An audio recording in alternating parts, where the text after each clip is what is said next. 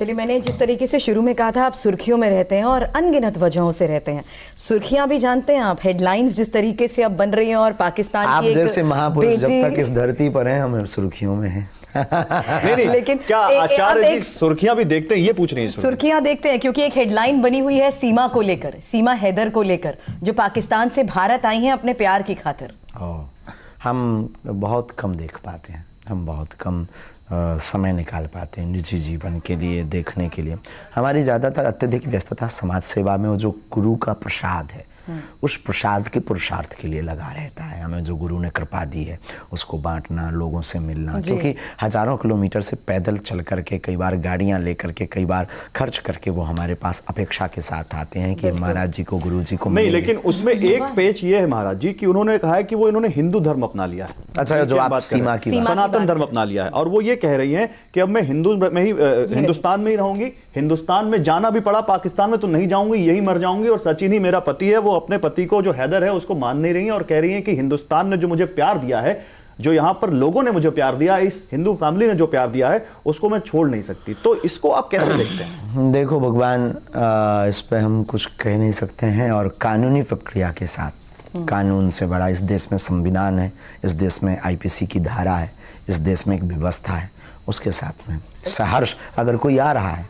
तो जब राम जी ने विभीषण को स्वीकार किया। तस्वीर मैं यहाँ पर दिखाना चाहूंगी क्योंकि मैं आज आपके एक साधारण युवक से युवा संत की बात जो मैं कर रही हूँ, उसमें आपकी एक बचपन की तस्वीर भी हमारे पास है। और उसी बचपन की तस्वीर को देखते हुए मुझे बताइए क्या यादें आपकी जुड़ी हुई हैं? ये तस्वीर बेहद खास है। बहुत पुरानी कथा की, अच्छा ये तो बहुत सी हैं, ये पुराने बाबा जी हैं। पुराने बाबा जी, पुराने बाबा जी। अब ये जो मनमौजी, ये फक्कड़पन, ये कथाओं का क्रम है। बचपन में हम जब 9-10 वर्ष की अवस्था से हम कथा क्रम में लग गए थे, तो खूब स्मृतियां हैं। आज भी हम भूले नहीं, जब भी मौका मिलता है याद कर लेते हैं। 1-2 घंटे अकेले में बैठकर, बंद कमरा, लाइट ऑफ, फिर हम वो पुराने स्मृतियाँ, फिर वो हम जीते हैं। हमारी एक अंदर की एक जो स्थिति है वो अलग टाइप की है, हम उसको जीना चाहते हैं। कई बार हम अकेले गाड़ी उठाकर, सिंगल आदमी को लेकर पुराने एक स्मृति मैंने आपकी कहीं सुनी, आपने बताया आपके जो दादा गुरु थे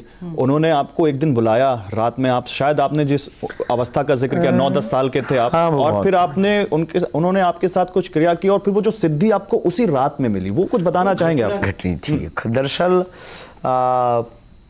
पिताजी कुछ करते नहीं थे, बरसात का मौसम था लगभग में, बरसात का, तो खप्पर वाला मकान, टप टप टप करके पानी गिर रहा था। तो 2 दिन से कोई सोया नहीं था, घर में पानी भरा हुआ था।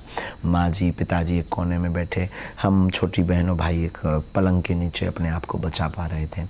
तो हमारे मन में लगा कि दादाजी हमारे बहुत चमत्कारी, और बड़े बड़े एम्बेसडर कार का ज़माना था उस ज़माने में, तो एम्बेसडर कार पर बड़े बड़े IPS IAS ऑफिसर उनके पास आते थे। हमने कहा कि हम जाएंगे, कोई भावना लेकर, कुछ हमें वो दे देंगे, पैसा, धन, रुपया या गड़ी हुई संपत्ति बता देंगे तो थोड़ा मकान बन जाएगा। और ये जो घर की स्थिति है, उस दिन शायद चावल की रोटी घर पर थी जब, तो हम अपने दादा गुरुजी के पास में कुछ मांगे, चूंकि वो तो निर्मोही थे, साधु हो गए थे, उन्हें क्या लेना देना। तो हम दादाजी को कहा कि आप दुनिया का भला करते हो, ऐसी ऐसी बात है, और आज भोजन भी नहीं हुए क्योंकि घर पे कुछ है नहीं। बिल्कुल। तो वो ठहाका लगाकर हंसे। हमने कहा कि धन बता दो, ये बता दो। आपने उनसे धन का पता पूछा? हाँ, बिल्कुल स्पष्ट है जो भी है। बोले रात को आओ। वो घटना घटनी थी, हम रात को गए। उन्होंने कहा स्नान करो, हमने स्नान किया। एक नल था छोटा सा पहाड़ी के नीचे, नल में जाके कमंडल लेकर स्नान किया, गीले वस्त्र ही आए। आज भी हमें याद है। लाइट तो थी नहीं, जंगल, छोटा सा स्थान, बागेश्वर महादेव का छोटा सा स्थान। आप 9-10 साल के थे तब?